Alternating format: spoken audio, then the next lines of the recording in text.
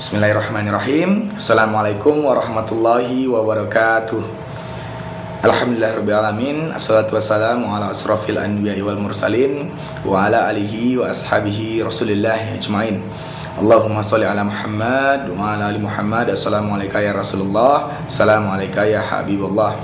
Baik anandaku semua, anak-anak bapak semua, semoga dalam keadaan sehat walafiat dan masih dalam lindungan Allah Subhanahu wa taala. Pada kesempatan kali ini di materi atau di pembelajaran di mata pelajaran pendidikan agama Islam dan budi pekerti ini, kita akan membahas materi tentang Asmaul Husna. Perlu anandaku ketahui bahwasanya Asmaul Husna ini terdiri dari 99 atau 99 nama-nama yang indah bagi Allah Subhanahu wa taala.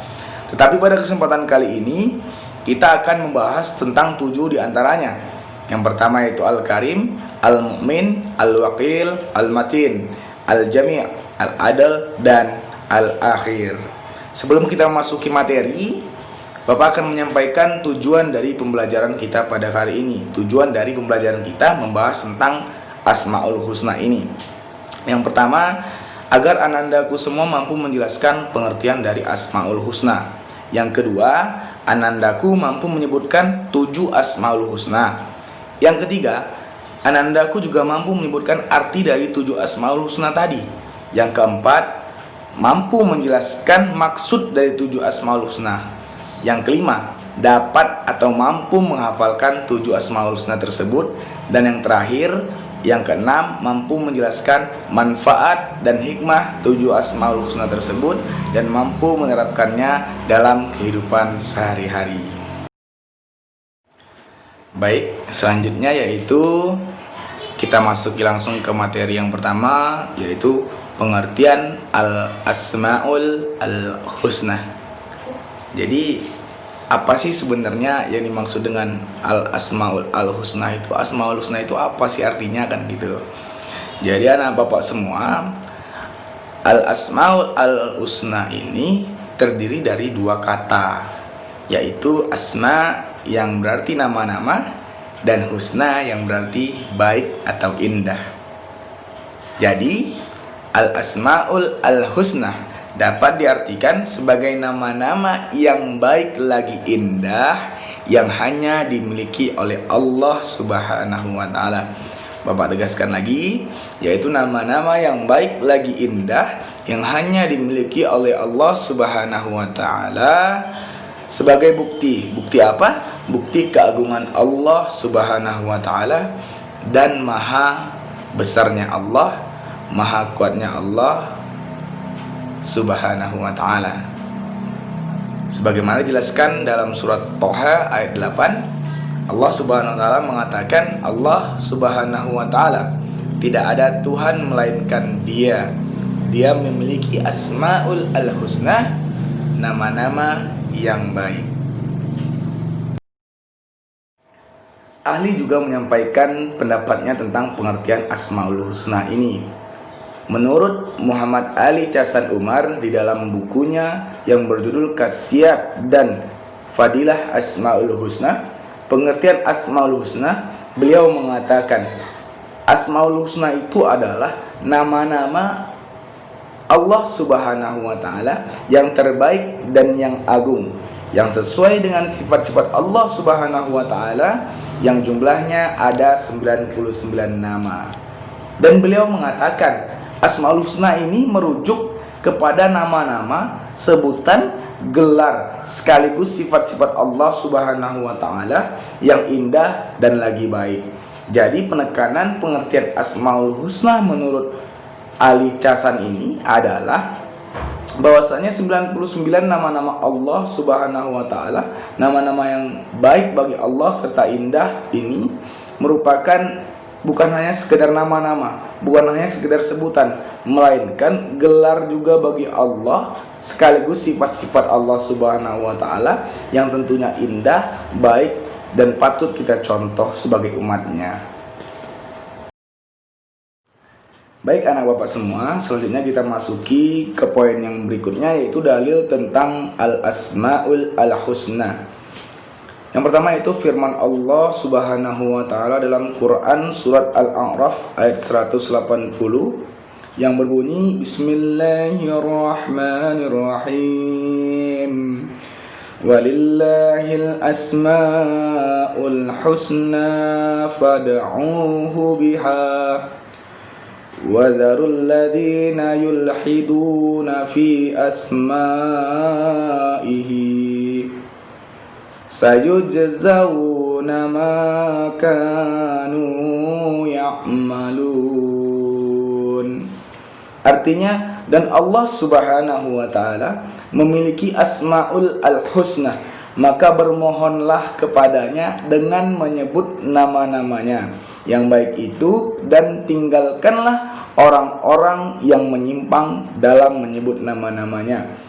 Nanti mereka akan mendapatkan balasan terhadap apa yang mereka kerjakan. Jadi anandaku semua, sudah jelas dijelaskan dalam ayat ini bahwasanya ketika kita melakukan ibadah sekalipun, kita memanjatkan doa kepada Allah Subhanahu wa taala, alangkah lebih baiknya kita melakukan amalan dengan membacakan nama-nama Allah yang indah tadi dalam doa kita. Itu sangat dianjurkan dan memiliki nilai tertinggi, tak terhingga tingginya. Seperti itu. Jadi dalam berdoa kita usahakan sambil kita menyebutkan beberapa nama-nama Allah yang baik tadi, insya Allah doa kita akan dikabulkan oleh Allah Subhanahu wa taala nantinya, dan kita akan mendapatkan apa yang kita doakan tadi. Baik, selanjutnya yaitu hadis Rasulullah Shallallahu alaihi wasallam yang diriwayatkan oleh Imam Al-Bukhari yang berbunyi An Abi Hurairah radhiyallahu anhu anna Rasulullah Shallallahu alaihi wasallam qala inna lillahi tis'atan wa tis'ina isman mi'atan illa wahidan man ahsaha dakhalal jannah. Yang artinya dari Abu Hurairah radhiyallahu anhu, sesungguhnya Rasulullah sallallahu alaihi wasallam bersabda, sesungguhnya Allah Subhanahu wa taala mempunyai 99 nama 100 kurang 1. Barang siapa yang menghafalkannya, maka ia akan masuk surganya Allah Subhanahu wa taala. Berdasarkan hadis di atas anandaku semua, menghafalkan Asmaul Husna akan mengantarkan orang yang melakukannya masuk ke dalam surga. Apakah hanya menghafalkannya seorang dengan mudah masuk ke dalam surga? Tidak.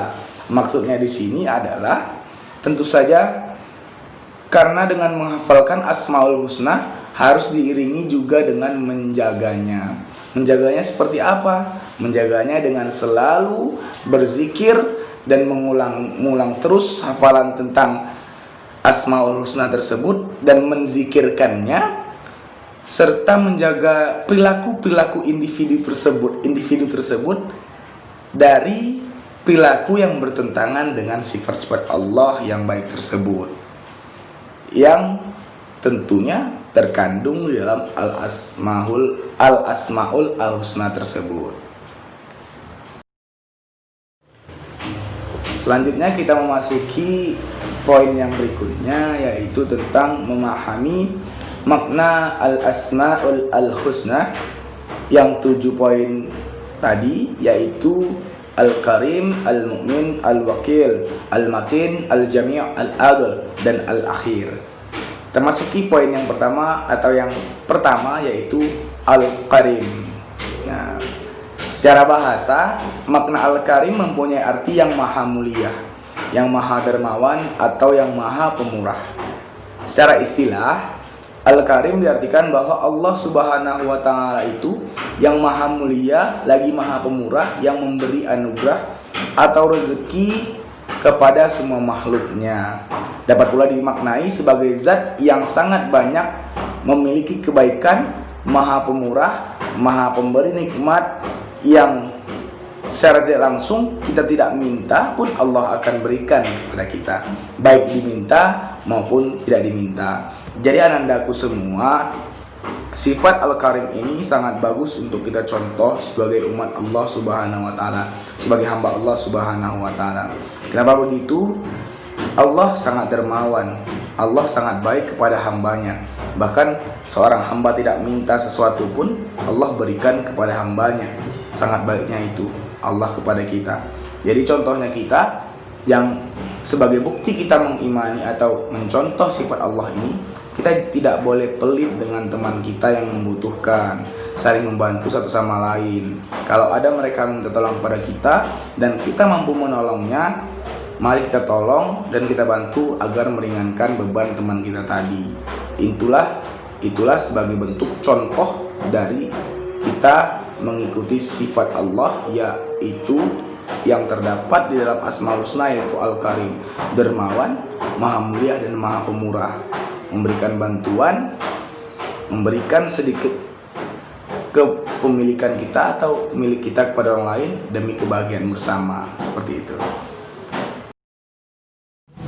Baik, selanjutnya yaitu yang kedua, al-mu'min. Al-mu'min di sini menurut bahasa adalah berasal dari kata amina yang berarti pembenaran, ketenangan hati dan aman. Allah Subhanahu wa taala bersifat al-mu'min, artinya Dia maha pemberi rasa aman kepada semua makhluknya, terutama kepada manusia. Dengan demikian, hati manusia menjadi tenang. Kehidupan ini penuh dengan berbagai masalah, tantangan, dan cobaan.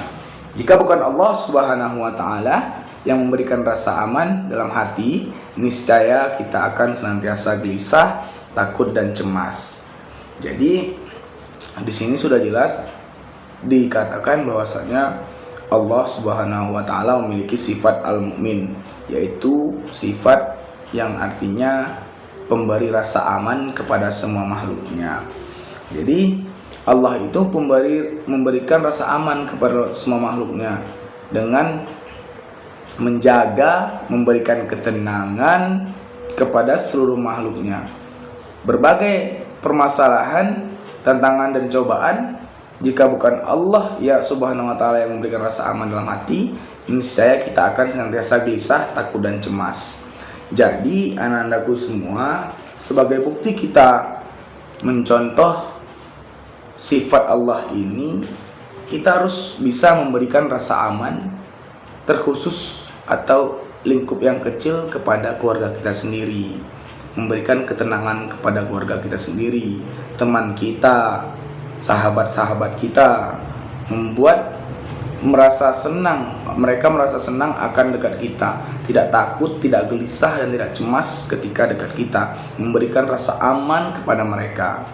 Dan contohnya lagi, di lingkungan masyarakat, kita tidak membuat keonaran sedikit pun di lingkungan masyarakat, tidak tawuran, tidak berantem, tidak bertengkar dengan kawan. Itu sudah mencerminkan kita mengikuti atau mencontoh sifat Allah, yaitu al-mu'min, memberikan rasa aman. Dengan demikian, dengan tidak melakukan hal-hal tersebut, insya Allah akan terciptanya rasa aman di lingkungan masyarakat, teman dekat, dan keluarga kita. Seperti itu. Dan yang selanjutnya yaitu al-wakil. Al-wakil mengandung arti maha mewakili atau memelihara. Al-wakil mewakili atau memelihara, yaitu Allah Subhanahu wa taala memelihara dan mengurusi segala kebutuhan makhluknya, baik itu dalam kebutuhan duniawi ataupun kebutuhan akhirat. Dia menyelesaikan semua kebutuhan makhluknya atau hambanya tanpa membiarkan apapun itu terbengkalai. Jadi Allah itu mewakili atau memelihara, memberikan semua kebutuhan makhluknya. Allah ciptakan semua, inilah kebutuhanmu. Allah sudah ciptakan untuk kita, bukan untuk manusia saja, bahkan semua makhluknya Allah sudah ciptakan atau sudah memberikan hak-haknya. Ini untuk manusia, ini untuk hewan, ini untuk tumbuhan. Allah sudah ciptakan itu. Jadi di sini Allah sangat mewakili, sangat maha memelihara apapun yang ada di muka bumi Allah Subhanahu wa taala. Selanjutnya kita masuki poin yang keempat, yaitu al-matin. Al-matin artinya maha kukuh atau maha kokoh. Allah Subhanahu wa Ta'ala adalah maha sempurna dalam kekuatan dan kekukuhannya. Kekukuhan dalam prinsip sifat-sifatnya. Allah Subhanahu wa Ta'ala juga maha kukuh dalam kekuatan-kekuatannya. Oleh karena itu, sifat al-matin adalah kehebatan perbuatan yang sangat kokoh dari kekuatan yang tidak ada taranya. Dengan demikian, kekuatan Allah Subhanahu wa Ta'ala yang memiliki rahmat dan azab terbukti. Ketika Allah memberikan rahmat kepada hamba-hambanya, tidak ada apapun yang mampu menghalangi rahmat tersebut untuk tiba kepada sasarannya. Demikian juga tidak ada kekukuhan yang dapat mencegah pembalasannya. Jadi maksudnya di sini Allah bersifat al-matin. Allah itu maha kokoh, maha kukuh. Apa yang diinginkan Allah Subhanahu wa Ta'ala, baik memberikan nikmat kepada hambanya ataupun memberikan azab kepada hambanya, pasti terjadi, pasti sampai dengan sasarannya. Tidak ada satu benda pun, satu makhluk pun yang bisa menghentikan kemauan Allah Subhanahu wa Ta'ala tersebut. Selanjutnya yaitu poin yang kelima, yaitu sifat Allah al-jami'.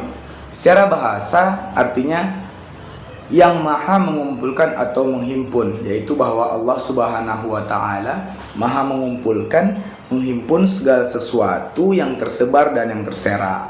Allah Subhanahu wa Ta'ala maha mengumpulkan apa yang beliau kehendaki, apa yang dikehendakinya, dan dimanapun Allah Subhanahu wa Ta'ala mampu untuk berkehendak. Penghimpunan ini ada berbagai macam bentuknya. Di antaranya adalah mengumpulkan seluruh makhluk, di antaranya yang beraneka ragam, termasuk manusia dan lainnya, di permukaan bumi ini, dan kemudian mengumpulkan mereka di padang mahsyar pada hari kiamat. Jadi di sini bahwasanya Allah memiliki sifat al-jami' ini, Allah itu maha mampu mengumpulkan dalam bentuk apapun dan dimanapun. Di sini Allah menekankan sifat kepemimpinannya. Allah menekankan bahwasanya Allah itu adalah seorang pemimpin yang mampu menginstruksikan kepada bawahannya untuk berkumpul dimanapun dan kapanpun. Di sini Allah bersifat kepemimpinannya. Jadi Allah Subhanahu wa Ta'ala itu mampu untuk mengumpulkan semua manusia, semua makhluk, bahkan hewan, tumbuhan dimanapun, dan nanti akan dikumpulkan lagi pada mahsyar pada hari kiamat. Ini bukti bahwa kebesaran Allah melalui sifat di Asmaul Husna, yaitu Al-Jami'. Selanjutnya yang keenam dari Asmaul Husna yang akan kita pelajari hari ini, yaitu Al-Adil atau Al-Adil, artinya Maha Adil. Keadilan Allah Subhanahu wa Ta'ala bersifat mutlak, tidak dipengaruhi oleh apapun dan oleh siapapun. Keadilan Allah Subhanahu wa Ta'ala juga disadari atau didasari dengan ilmu Allah Subhanahu wa Ta'ala yang maha luas. Dengan demikian tidak mungkin keputusannya itu salah. Jadi Allah maha adil. Jadi konsep adil di sini, anandaku semua, anak-anak bapak semua, adil itu tidak harus sama. Ketika Allah memberikan kepada kita harta yang tidak lebih, contohnya seperti ini, si B, si A dapat memiliki harta yang lebih banyak dari si B, seperti itu. Mungkin cukupnya si A itu sebanyak itu, sedangkan si B dengan yang lebih sedikit dari si A tadi sudah cukup. Jadi konsep adil di sini tidak harus sama. Allah memberikan apa yang kita butuhkan, bukan apa yang kita inginkan. Ketika kita hanya membutuhkan sekian, Allah akan berikan sekian. Apabila Allah memberikan lebih, kita juga patut untuk mensyukurinya. Itu konsep adil. Dan Allah Subhanahu wa Ta'ala lah Allah Subhanahu wa Ta'ala adalah yang paling adil atas semua hal yang ada di muka bumi Allah ataupun dimanapun itu. Seperti itu. Yang ketujuh yaitu al-akhir, artinya yang maha akhir, yang tidak ada sesuatu pun setelah Allah Subhanahu wa Ta'ala. Dia maha kekal tatkala semua makhluk hancur, maha kekal dengan kekal-kekalnya. Adapun kekekalan makhluknya adalah kekekalan yang terbatas. seperti halnya kekekalan surga, neraka, dan apa yang ada di dalamnya. Surga adalah makhluk yang Allah Subhanahu wa taala ciptakan dengan ketentuan dan keinginannya, dan surga pun akan hancur nantinya. Seperti itu. Jadi Allah bersifat al-akhir ini, Allah itu maha kekal. Tidak ada yang abadi selain Allah Subhanahu wa taala. Manusia, tumbuhan, surga, neraka, semua makhluk yang ada di muka bumi akan mengalami akhir atau kematian. Siapa yang kekal? Allah Subhanahu wa taala. Dia yang menciptakan kita, Dia yang menciptakan segalanya. Jadi sifat Allah al-akhir itu jelas bahwasanya Allah itu maha kekal, tidak ada yang bisa memusnahkannya.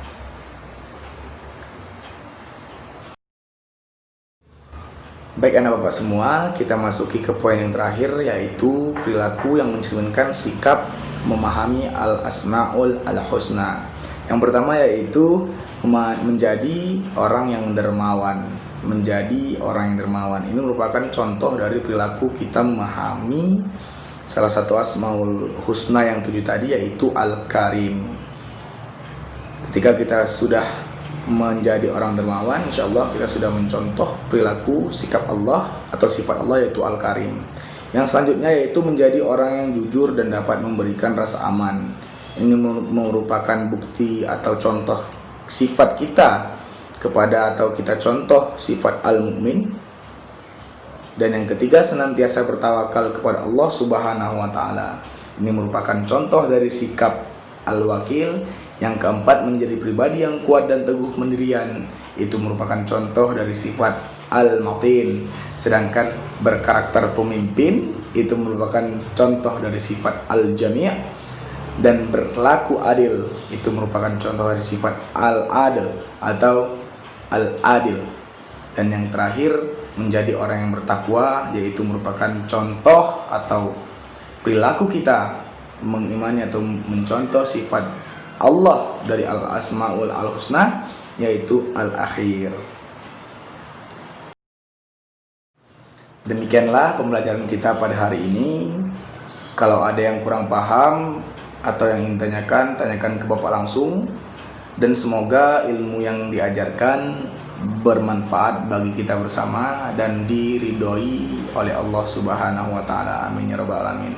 Sekali lagi, apabila ada yang kurang paham dan tidak mengerti atau ingin bertanya, silakan tanyakan langsung ke Bapak. Terima kasih.